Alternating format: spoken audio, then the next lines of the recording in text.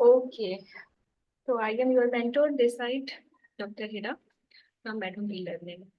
तो सब हम डिस्कस ये कर रहे थे कि like many of you know are going to prepare start preparation for January 2025 for MRCG2, or obviously one I was also I have given this exam। मैंने भी तैयारी की MRCG2 की ना, और मैंने ना तैयारी कैसे शुरू की कि I open all YouTube videos के MRCG2 की तैयारी कैसे होती है, और सबने बहुत अच्छा बताया, और मैंने टू लाइक किया भी, मुझे इन्फॉर्मेशन भी मिली और पास भी करी। लेकिन जब मैंने MRCG3 की तैयारी स्टार्ट की ना, तो मुझे ना हम्म। थोड़ा सा फील हुआ कि मतलब एक थोड़ा सा गैप फील हुआ कि जब मैं टू की तैयारी कर ही रही थी, तो अगर लाइक जो मेरे खैर खा थे मुझे थोड़ा सा बता देते कि थ्री में यही थ्योरी पढ़नी है, लेकिन जब मैं तैयारी कर रही थी तो मैं थोड़ा सा अपना विजन ना ब्रॉड कर लेती, और अपनी करिकुलम को थोड़ा सा ऑर्गेनाइज कर लेती इस पर्सपेक्टिव से कि आगे थ्री। तो ये चीज मेरे MRCG2 के नोट्स में कहीं थी नहीं। मतलब I have prepared only for MRCG2, और डेफिनेटली मैंने पास भी किया, लेकिन अब थ्री की तैयारी करते हुए मुझे ऐसा लगता है कि मुझे टू वाली जंग दोबारा लड़नी पड़ रही है। आई डोंट नो, मुझे लगता है कि मेरा टाइम ज्यादा लग रहा है। मतलब this is I am not feeling that कि यार कोई स्मार्ट अप्रोच थी, कोई इतनी बड़ा बड़ा हवा नहीं था। If I come to know कि थ्री के स्टेशन कैसे होते हैं, तो जब मैं तैयारी कर ही रही थी तो मैं थोड़ा सा उस अंदाज से भी चीजों को पढ़ लेती, और जिससे कि मेरे टू के भी मार्क्स थोड़े इम्प्रूव होने थे ऑब्वियसली, और थ्री ने भी जल्दी हो जाना था। तो यस, तो ये सेशन थोड़ा सा यूनिक सेशन है। मैंने अपनी इस थिंकिंग को मद्देनजर रखते हुए कि what I am feeling right know after MRCG2 and preparing for three, तो आप लोगों को ये फील ही ना आए कि आप किसी ने आपको बताया नहीं कि टू की तैयारी कैसे हो सकती थी, मतलब थ्री की तैयारी के साथ टू की तैयारी को कैसे अच्छा किया जा सकता है। तो नाउ जो ये लाइक इस सेशन का इंट्रो आपको समझ आ रहा है बट आई वांट टू से। हम्म। जी मैम, बिल्कुल समझ आ रहा है मैम। जी जी मैम, समझ आ रहा है। ओके, तो बस मैं ना ये 10-15 मिनट की मैं डिस्कशन करूंगी, लेकिन ना इससे तुम्हारे जो आने वाले 3-4 महीने हैं ना, जो कि टू के बाद जाया होंगे ना, वो नहीं जाया होंगे। ठीक है, तो लेट्स स्टार्ट। अच्छा देखो, टू का तो इंट्रो हो चुका है, और मेरा MRCG3 का इंट्रो का कोई मूड नहीं है, because like I am not going to start it in for January 2025। मैं इसको स्टार्ट करवाऊंगी जुलाई 2025 से onward। तो why I should conduct orientation session for MRCG3? तो मेरे मेरे लिए इतना लाइक सुइटेबल नहीं है, लेकिन मेरी जो ऑडियंस है ना, मेरे MRCG2 के स्टूडेंट्स हैं जो बड़ी मेहनत करने वाले हैं पूरा 6 महीने। और जब उन्होंने मेहनत करनी ही है, तो मुझे ये लगता है कि टू के बाद तो आप लोगों को डिग्री मिलनी नहीं है, ऑब्वियसली थ्री भी करना है तभी डिग्री मिलेगी। तो आप किस तरह एक स्मार्ट अंदाज से अपनी तैयारी अभी से शुरू करें, when you are planning to start your preparation for part two, आप थ्री की चीजों को भी जहन में रखें। ठीक है। ठीक है ma'am. Okay, so just give me a second।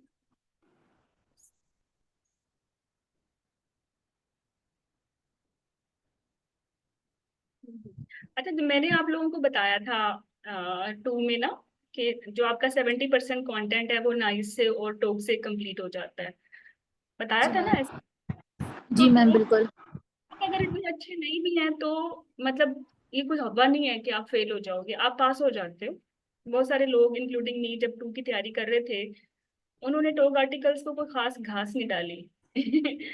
मैंने भी नहीं डाली थी, लेकिन जब डालनी पड़ गई तो मैं सोच रही थी जब पढ़ना ही था तो पहले ही पढ़ लेती, स्कोर ही अच्छा हो जाता।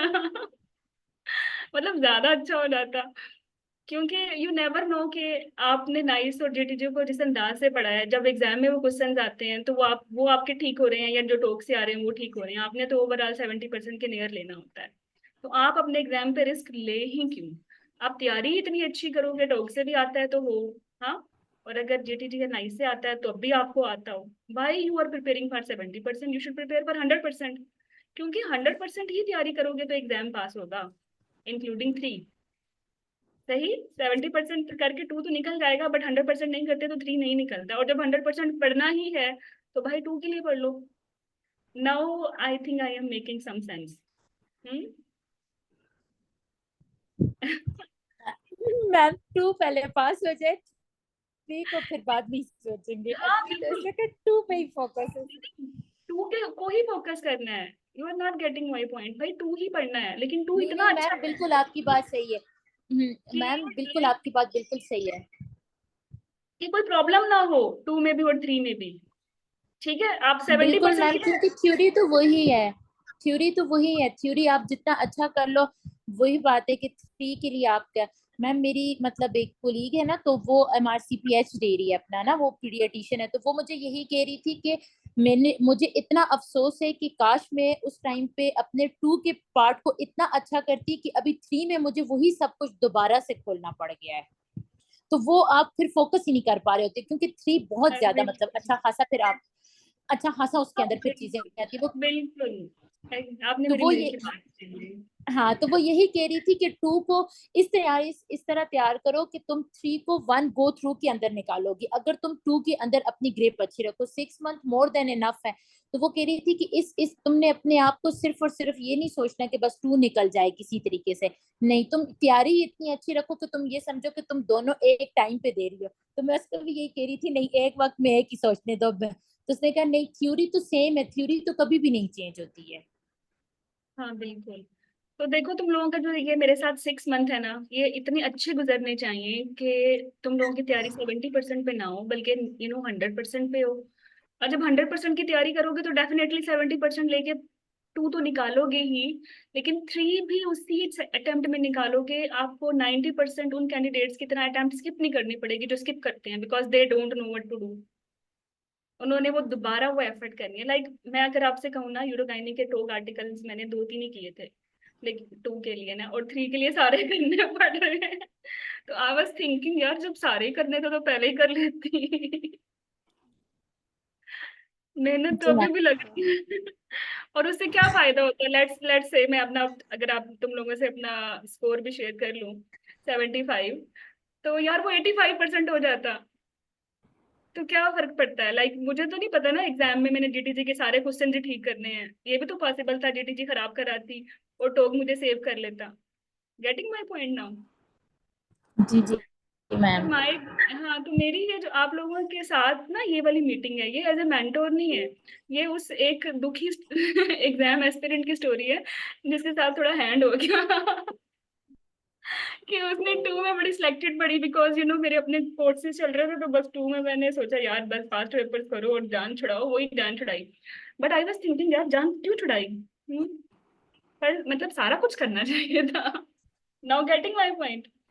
सो I will not let you to feel like this. ठीक है, when you will prepare for MRCG2, you will definitely pass your MRCG2 with good scores, like 80% plus इंशाल्लाह। और फिर उसी गो में आपको ये नहीं होगा कि थ्री क्या है, because you already know what was three, right? So alone we can do little and together we can do more. So as a team we will start inshallah. But I just want to know something, very brief. This is not MRCG3 intro session, please. This is actually यार to session, एमआरसीजी to session, जिसमें मैं सिर्फ आपसे एक request कर रही हूँ कि चीजें थ्री में भी वही आनी है। तो अपने फोल्डर, अपना करिकुलम, अपना माइंड ओपन रखें। चीजों, जब चीजें पढ़ ही रहे हो तो why you are closing your eyes, keep them open. तो रिमेम्बर, जो आपका कमिंग एग्जाम होगा ना, उसमें 14 स्टेशन होते हैं। 4 स्टेशन होते हैं जिसमें आप होते हो और एग्जामिनर होता है। आप में से बहुत सारे लोगों ने FCPS, MCPS, MS किया होगा अपनी कंट्री एग्जाम का। तो आप और एग्जामिनर का बड़ा अच्छा वाइवा होता है ना। वही स्ट्रक्चर डिस्कशन MRCG थ्री की होती है। उसमें आप होते हो और एग्जामिनर होता है, और ये बड़ा इजी है इसकी तैयारी करना, if you have a good clinical knowledge, आपकी थ्योरी अच्छी है तो। फिर आपके होते हैं 6 स्टेशन, जिसमें 3 लोग होते हैं कैबिन में। आप होते हो, एग्जामिनर होता है, रोल प्लेयर होता है। पूरा सेशन होता है रोल प्लेयर के साथ ही है। सिमुलेटेड पेशेंट टास्क बोलते हैं इसको, SPT। ये टोटल 6 होते हैं। और सिमिलरली स्टिमुलेटेड पेशेंट टास्क ही होता है अगले 4 स्टेशन में, लेकिन उसमें एग्जामिनर के साथ एक और एग्जामिनर भी होता है जो कि डॉक्टर नहीं होता, जो आपकी कम्युनिकेशन स्किल्स वगैरह देख रहा होता है ना, सो कितने हो, काइंड कितनी हो, टॉलरेंस कितनी है। तो ये 4 स्टेशन होते हैं, ठीक है। तो 14 स्टेशन में से आप ये कह लें 10 स्टेशन में you are going to you know discuss station only with role player, और वो रोल प्लेयर पेशेंट ही होता है, वो बड़े एक्टर होते हैं। तो जनाब ये टोटल सर्किट में 14 स्टेशन हैं, 10-12 मिनट्स का स्टेशन होता है, जिसमें 2 मिनट आपको रीडिंग टाइम मिलता है, ठीक है, और 10 मिनट में आपने एक्चुअल टाइम होता है जो आपने पेशेंट से बोलना है या एग्जामिनर से बोलना है, और कोई रेस्ट स्टेशन नहीं होता। और इसमें जो आपकी असेसमेंट होती है वो हिस्ट्री पे होती है, जिसको ये लोग इंफॉर्मेशन गैदरिंग बोलते हैं, communication with patient and relatives होता है, ठीक है।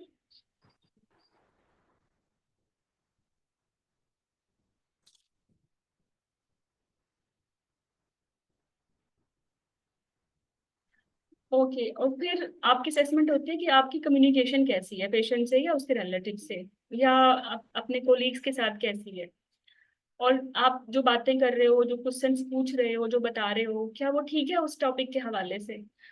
और कुछ चीजें होती है पेशेंट सेफ्टी की, लाइक देखो अप्लाइड नॉलेज अच्छा है तो वो भी सेफ्टी में आता है, पेशेंट का नाम, एज, कोई ड्रग एलर्जी वगैरह, ये चीजें सेफ्टी में आ जाती हैं। तो वो इन चीजों को सेपरेटली असेस करते हैं, तो आपको इंफॉर्मेशन गैदरिंग में सेपरेटली पास होना है, कम्युनिकेशन में सेपरेटली नंबर मिलते हैं, ठीक है, इसी तरह अप्लाइड में और पेशेंट सेफ्टी में। ये थोड़ा सा इंट्रो है, दैट्स इट। अब मजे की बात है, अब मजे की बात पता है क्या, अब आपने यूरेथ्रल डाइवर्टिकुलम का टॉप पढ़ना है, और ये आपने MRCG 2 के लिए पढ़ना है, ठीक है। लेकिन रिमेंबर ये पूरा टॉप आर्टिकल MRCG 3 का एक पास्ट स्टेशन भी है। तो when ever you open any topic, any GTG, any nice, तो आपने 2-3 बातें अपने जहन में रखनी है, लाइक 10 स्टेशन MRCG 3 के आपके पेशेंट के साथ हैं, ठीक है। तो आपने क्या करना है, छोटे छोटे अपने बुलेट्स बनाने हैं कि हिस्ट्री में बेसिकली क्वेश्चंस क्या पूछने हैं, वरना तो 3 में आपको पता ही नहीं चलेगा क्या क्वेश्चंस पूछने हैं, आपको दोबारा से इन टॉप आर्टिकल को दोबारा पूरा पढ़ना पड़ेगा, और फिर उनमें से आपको क्वेश्चंस अलग से निकालने पड़ेंगे। और इतना ज्यादा कुछ होता है 3 के लिए कि इतना दोबारा थ्योरी पढ़ने का टाइम नहीं मिलता, टाइम तो अभी है थ्योरी पढ़ने का। तो जब पढ़ ही रहे हो तो आपने अपने बुलेट्स तैयार करने हैं, ये क्वेश्चंस तैयार करने हैं, बिकॉज डेफिनेटली आपका पेशेंट किसी चीफ कंप्लेंट के साथ आएगा, जैसे यूरेथ्रा डाइवर्टिकल बलम वाले, डिस्प्रूनिया, डिस्यूरिया, या ड्रिबलिंग के साथ आएंगे, तो आपने एक्चुअली पूछना क्या है, आप तो बिल्कुल ही खाली हो जाओगे, लाइक आप तो ब्लैंक हो जाओगे कि आपने क्वेश्चंस क्या पूछने हैं, डिफरेंशियल आपके क्या है। Now I think I am making sense. तो आपने ये टॉप आर्टिकल डेफिनेटली MRCG 2 के लिए पढ़ना है, लेकिन इसको पढ़ना ही है जब, तो how you will organise your notes कि ये आपके 3 में भी काम आ जाए। You don't have to make another start another war for this. Now getting my point. Hmm. So this is top article.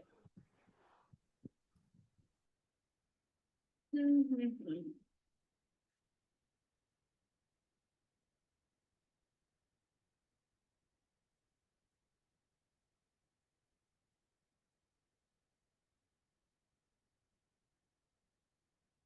Just मैं टॉप आर्टिकल बता दूंगी, yes।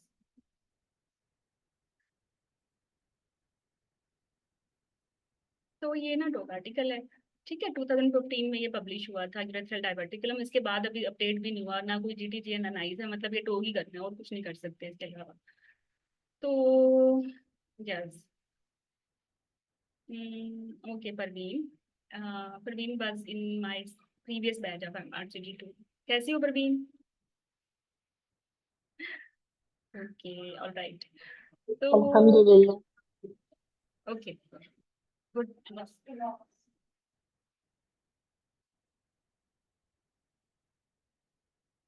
Okay, so Parveen, Saba, Tabia, see, ये टॉप आर्टिकल।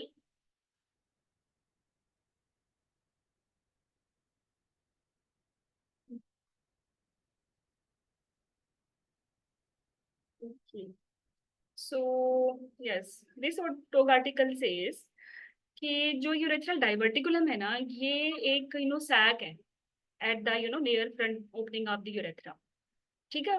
और एक सैक है तो मतलब कोई लंप ही है ना, लंप मैस, ठीक है। और ये टेंडर है, और ये कहाँ नजर आ रहा है आपको? Along the line of the urethra.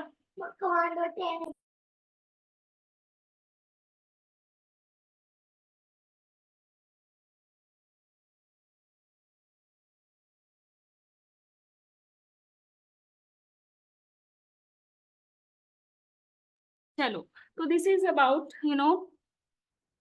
Yes urethral diverticulum के ये एक आउट पोच है, लंप है या सैक है near the opening of the urethra. और ये इसकी साइज क्या होता है? 3 mm से 4 सेंटीमीटर, 3 से लेके 4 सेंटीमीटर तक, सॉरी। ओके, सो और टाइम क्या है इसकी प्रेजेंटेशन का? इसको मीडियन टाइम है 9.5 मंथ्स, और जो एज है वो 30 to 60 ईयर है। ठीक है, तो ये इसका थोड़ा सा इंट्रो हो गया। अच्छा, फिर इसके सिम्टम्स क्या हैं? इसके सिम्टम्स हैं एज ए लाइक, अब इसको ट्राइएड की तरह कर लो, मतलब इसको ट्राइएड भी बोलते हैं, 3Ds भी बोलते हैं। तो बाकी तो काफी सारे सिम्टम्स हैं, लेकिन डिसयूरिया, ड्रिबल और डिस्परूनिया ये टॉप पे हैं। मतलब ये तीन चीजें आ जाएं तो सबसे पहले हम अपना जो वर्किंग डायग्नोसिस बनाते हैं ना, वो डायवर्टिकुलम ही बनाते हैं, अनटिल प्रूव अदरवाइज, मतलब फर्स्ट वर्किंग डायग्नोसिस। बट इसके जो सिम्टम्स है ना, वो बड़े मिलते जुलते हैं इंटरस्टिशियल सिस्टाइटिस के साथ, कैंसर्स के साथ, ओवर एक्टिव ब्लैडर के साथ। तो आपने हिस्ट्री में अपने क्वेश्चंस ऐसे डिजाइन कर रहे हैं कि आप ये भी एक्सक्लूड कर सकें, ठीक है। क्योंकि ये एक मैस भी है, तो मैस के साथ फिर अदर मैस के डिफरेंशियल्स आ जाएंगे, जैसे वेजाइनल वॉल सिस्ट है, यूरेथ्रल म्यूकोसा प्रोलैप्स है, सिस्टोसील है, स्कैनी ग्लैंड है, उसकी एबनॉर्मलिटी है, कोई एक्टोपिक यूरेट्रोसील है, ठीक है, वेजाइनल लियोमायोमा है, यूरेथ्रल क्रिंकल है, गार्टनर सिस्ट है, या उसकी एप्सिस है। और चूंकि आपको बोला ना पेन के साथ भी आ रहा है डिस्यूरिया, डिस्परूनिया, तो ये पीआईडी और एंडोमेट्रियोसिस भी हो सकता है। तो बिकॉज इसकी जो प्रेजेंटेशन है वो वर्सटाइल है, तो डिफरेंशियल भी वर्सटाइल है, ठीक है। सो इसमें सबसे टॉप पे जो कंप्लेंट आएगी ना for your MRCOG 2, patient maximum किसके साथ आएगा? डिसयूरिया के साथ, क्योंकि इनमें यूटीआई भी साथ होते हैं अक्सर ना, 70%। और फिर क्योंकि dysuria I told you UTIs होते हैं, तो 50% तक यूटीआईज हैं, 35% तक इनकॉन्टिनेंस भी हो सकती है। तो देखो आपको फिर हिस्ट्री लेनी पड़ेगी ना ओवर एक्टिव ब्लैडर की भी, उसमें भी इनकॉन्टिनेंस होती है, या स्ट्रेस इनकॉन्टिनेंस की भी। और फिर डिस्प्रोनिया भी है इसमें, डिस्प्रोनिया तो ब्रेंडोमेट्रियोसिस और पीआईडी में भी होता है, और सिस्ट जो लोकल है उसमें भी होगा, बिकॉज ये भी एक सिस्ट है। तो ये इसकी कॉमन प्रेजेंटेशन है।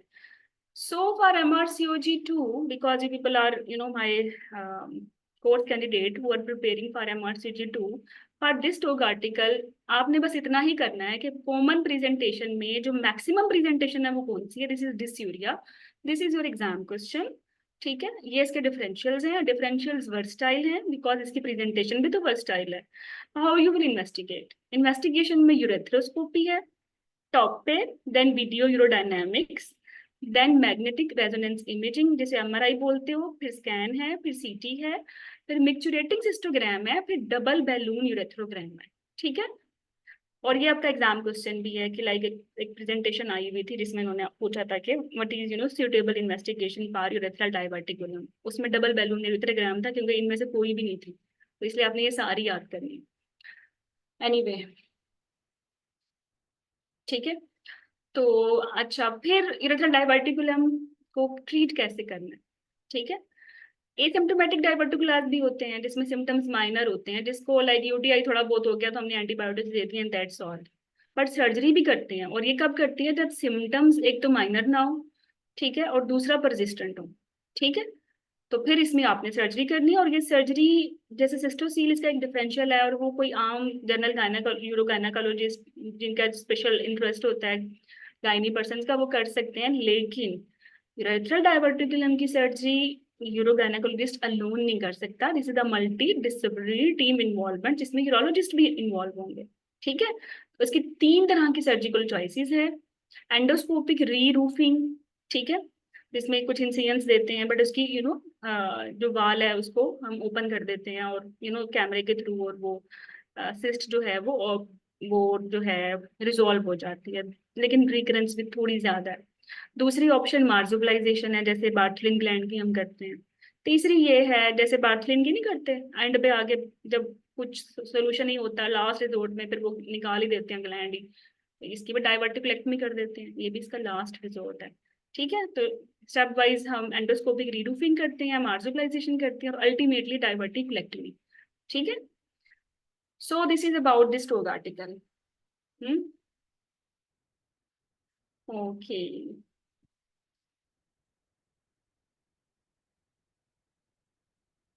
तो सी, अब ये वेट्रल डॉग आर्टिकल हम just imagine for a while, same topic है, आपने इसको पढ़ना ही था ना। तो रिमेम्बर, जब ये पेशेंट के साथ जो आपके 10 स्टेशन आ रहे हैं MRCT3 के, उसकी ना कुछ स्टैंडर्ड टेम्पलेट्स होती हैं। जैसे लिसन, उन्होंने बोला एक स्टेशन पे आप बैठे हो, उन्होंने बोला इसमें आपकी असेसमेंट ना हिस्ट्री कैसे लेते हो उस पे होगी, कम्युनिकेट कैसे करते हो उस पे होगी, सेफ्टी पे होगी, अप्लाइड क्लिनिकल नॉलेज पे होगी। ठीक है, तो आपने अपना स्टेशन पेशेंट के साथ ऐसे डिस्कस करना है कि चारों बातें एड्रेस हो जाए। ठीक है, समटाइम ये जानना बहुत जरूरी है। समटाइम क्लिनिकल लिखा होता है कि आपकी असेसमेंट सिर्फ इस पे हो रही है, लाइक इंफॉर्मेशन गेदरिंग पे, तो आपने सारा फोकस सिर्फ हिस्ट्री लेने पे करना होता है। समटाइम लिखा होता है कि आपकी असेसमेंट जो है इंफॉर्मेशन गैदरिंग पे नहीं हो रही, बल्कि कम्युनिकेशन पे हो रही है और अप्लाइड नॉलेज पे हो रही है, तो फिर इसमें हिस्ट्री इतनी ज्यादा नहीं पूछनी होती। तो this is very important to know कि आपकी असेसमेंट कौन सी डोमेन पे हो रही है।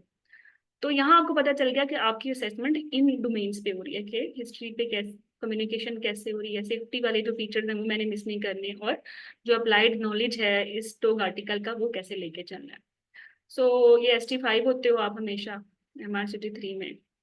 50 ईयर की ये पेशेंट है जिसको मैस कमिंग थ्रू PD है सिंस 4 मंथ्स, और वो पॉसिबल मैनेजमेंट ऑप्शंस आप डिस्कस करने आई है, उसके GP ने लेटर भी लिखा हुआ है। तो जब आप केबन के बाहर खड़े हो तो 2 मिनट में आप सिर्फ यही पढ़ सकते हो इंफॉर्मेशन, और फिर जब केबन के अंदर जाते हो तो यू विल हैव 10 मिनट्स। तो उसमें फिर आपने डिटेल पेशेंट से हिस्ट्री लेनी है, वो कुछ क्वेश्चन भी पूछेगी, सुनना है, ध्यान से आंसर करना है, और फिर उससे डिस्कस करना है मैनेजमेंट प्लान। तो मैं ये सिर्फ इसलिए करवा रही हूँ, मैं नहीं कराऊंगी MRCT3 के स्टेशन आपको। This is another huge course for you people, और इट्स टू अर्ली। मेरा जो मकसद है सिर्फ ये बताना है कि जब आप अपने टॉपिक्स पढ़ो तो ये सिंपल सिंपल चीजें आपने बुलेट्स बना के साइड पे रख देनी है, because it will will help you in your MRCT3। तो आपका माइंड पहले से ही क्लियर है कि आपका रोड क्या है। ठीक है, तो आप ऐसे इधर उधर के गॉसिप्स नहीं कर रहे, because you know where you are going, कहाँ ये आपकी जर्नी एंड होगी, तो हाउ इट शुड बी। तो फिर बाद में GP का लेटर भी है, और ये इन्होंने वही सेम टोक वाली पिक्चर भी बना दी हुई है। अब ये एक्चुअली एक रिकॉल है MRCT3 का। Okay, so I have made for role player के लिए ना एक टेम्पलेट्स होती हैं जो 90% एक जैसी होती हैं, थोड़ी बहुत मॉडिफिकेशन करनी होती है। Like this is doctor Hira, one of the doctor in the clinic, may I confirm your name, age, please, how you would like to be addressed, feel free to call me Hira. I have gathered your notes from GP and understand that you have here to discuss your water work, मतलब urinary issue problem, is that correct? फिर आप उसको आराम से बताओ कि what are your agenda, के next few minutes में you would like to ask few questions to know more about you.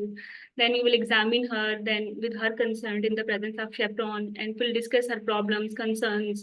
कुछ टेस्ट भी आप कराओगे. In the end you will formulate a suitable treatment plan जो safe, acceptable and mutually agreed होगा. And पे आप उसको लीफलेट दोगे और उसके GP को वापस लिखोगे, और उसको आपने पूरा एजेंडा बता दिया. How does that sound you? ठीक है, और फिर आप उसे बताओगे कि उसके अपने कोई कंसर्न्स हैं अपार्ट फ्रॉम दिस, ठीक है ऐड. फिर आप बोलोगे कि एट एनी पॉइंट अगर आपको समझ नहीं आ रहा तो don't hesitate to ask me, you tell me more about what issue are you are having, मतलब चीफ कंप्लेंट आपने पूछ ली. तो यार ये जो है ना इसका opening sentence, this is 99% same for all these 10 station, believe me. सिर्फ एक को आपने रट्टा मारना है, और हर 10 पे आपने बस ऐसे ही इसको स्लाइटली मॉडिफाई करके बोल देना, मतलब यहाँ मॉडिफाई कर दिया या नाम मॉडिफाई कर दिया, कैथी है या जूलिया है, वट एवर, दैट्स इट. तो ये तो इजी हो गया ना. ओके, सो फिर आपने उसकी प्रेजेंटिंग कंप्लेंट पूछनी है. अब आपने टॉक आर्टिकल पढ़ा है ना, आपने देखा है ना उसके डिफरेंशियल्स थे, तो उसको पेशेंट के लेमन लैंग्वेज में आप ऐसे बोल सकते हो कि ये स्वेलिंग कब से है, रिड्यूस कैसे हो रही है, पेन है या नहीं, फ्रीक्वेंसी कैसे है, नक्चूरिया कैसे है, लीकिंग है या नहीं, ठीक है, ब्लीडिंग होती है या नहीं, क्योंकि ट्यूमर भी तो एक डिफरेंशियल था ना, या सिस्टोसील है या नहीं, उसके लिए आपने क्वेश्चन पूछना है कि वाइडिंग कंप्लीट होती है या नहीं. ठीक है। और फिर फीवर, क्योंकि इन्फेक्शन भी है, साथ में कोई रेक्टोसील तो नहीं है, वो भी आपने पूछ ली। डिस और सेक्शुअल हिस्ट्री का भी पूछ लिया, दैट्स इट। और फिर आपकी जो है सेक्शुअल हिस्ट्री के लिए आप पूछते हो, डोंट माइंड मी आस्किंग, थोड़ा सा उसको वो वार्निंग शॉट देके फिर आप शुरू हो जाते हो। फिर आफ्टर दिस फॉर्मल हिस्ट्री है, सेम जो हमेशा से बचपन से लेते आ रहे हो, वही menstrual, sexual, gynae, obs, medical, surgical, family, drug, personal, social and mental. और फिर आपने उसके बाद मूव करना है कि डिस्कस करना है। अब हिस्ट्री लेने के बाद आपने इसको डिस्कस कर लिया कि मैं आपको एग्जामिन करूंगी, एग्जामिन करते बढ़ते नहीं है, बस बस बोलना होता है कि मैं आपको एग्जामिन करूंगी। और फिर आपने बाद में बोलना है कि based on your history examination ये आपकी पॉसिबिलिटीज है, मतलब सारे डिफरेंशियल्स आप उसको बता रहे होते हैं। ठीक है, ये या तो पहला तो डाइवर्टिकुलम है और दूसरा जो है ना वो सिस्टोसील है। ठीक है। और आपको पेनफुल क्वाइटस भी है, यूटीआई भी है, तो ये भी हम देखेंगे। अब आप कुछ और जानना चाहती हो तो मुझे बता दो। तो फिर वो कहेगी यस ठीक है, तो फिर आपने फिर इन्वेस्टिगेशन उसको बतानी है कि आपको एक्सपर्ट्स देखेंगे। यहाँ आप टेस्ट हो गया ना कम्युनिकेशन विद कोलीग के साथ। ठीक है, सेफ्टी में सारी इन्वेस्टिगेशन आ गएंगे, यूटीआई का वर्कअप है, सिस्टोयूरोथ्रोस्कोपी है, यूरोडायनामिक्स में भी देखा था ना आपने, सीटी, एमआरआई, डबल बैलून टेस्ट, वो सारे आपने उसकी लैंग्वेज में बता दिए। एंड आफ्टर दिस आपने मैनेजमेंट डिस्कस कर ली, जो मैंने अभी आपको बताई थी, 3 मैनेजमेंट। ठीक है।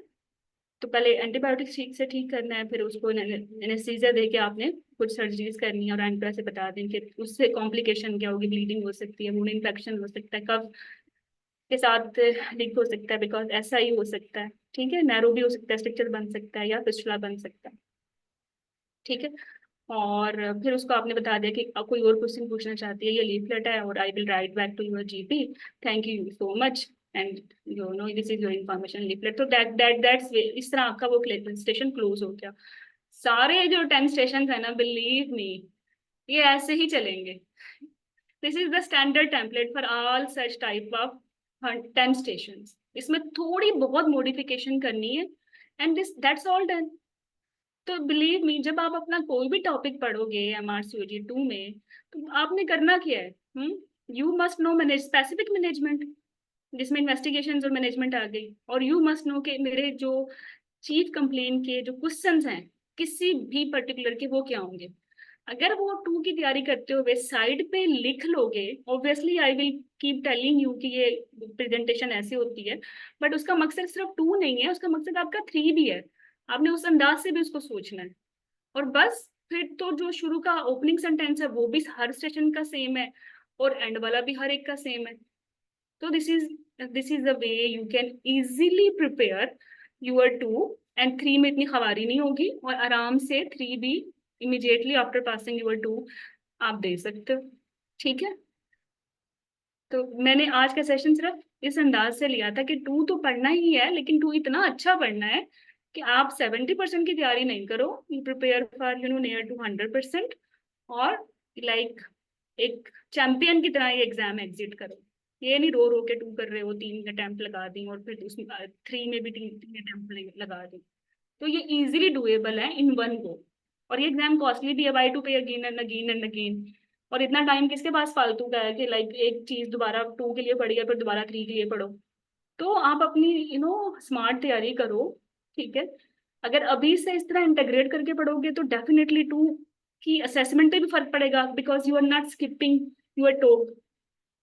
एंड ऑब्वियसली 3 में भी इजी हो गया। सो ये छोटा सा सेशन था मेरा for you people. Hmm I know it's too early, 2 नहीं हुआ, all focus on 2, definitely all focus on 2। ठीक है, लेकिन डंकी वर्क थोड़ी ना करना है कि 2 में भी डंकी वर्क और फिर 3 में भी डंकी वर्क। तो ये इस तरफ ये इरेथ्रल डाइवर्टिकुलम एक छोटा सा टोग आर्टिकल, बिकॉज आजकल हम यूरो गाइनिंग कर रहे हैं तो काफी सारे टोग आर्टिकल आपके आ रहे हैं। तो बस थोड़ा सा माइंड ओपन रखना है कि मैंने ये चीजें अपने नोट्स सिर्फ 2 के लिए नहीं करने, थोड़ी जगह छोड़ो। ठीक है, छोड़ थोड़े थोड़े डब्बे छोड़ो, ताकि उन्हीं में ही बाद में 3 की तैयारी करते हुए ऐड ऑन कर दो। और ऐड ऑन ही क्या करना है, ऐड ऑन सिर्फ सिंपल जो नॉन जो मेडिकल टर्म्स है वही ऐड ऑन करनी है ना, तो आपके एफर्ट नहीं लगे।